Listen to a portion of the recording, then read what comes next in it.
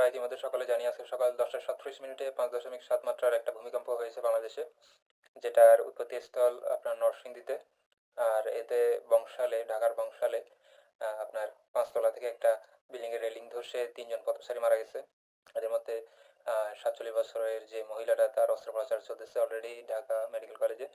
আর তার ছেলে জীবিত নেই, মারা গেছে। তো সবচেয়ে দুঃখজনক ব্যাপার এখানেই আজকের খবরে যেটা, যে 3 জন পথচারীর মৃত্যুর ক্ষেত্রে।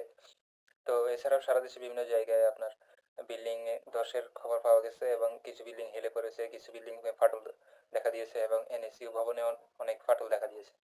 তো আসলে আমাদের সকলকে অবশ্যই সতর্ক থাকা উচিত এবং আসলে আমাদের দেশে ভূমিকম্প হলে যে কেমন অবস্থা হবে, এটা এই 5.7 মাত্রার ভূমিকম্পে দেখা গেছে। বিভিন্ন রোড ঘাট অনেক জ্যামে গেছে, সকলে রাস্তায় নেমে এসেছে, আমরা দেখছি।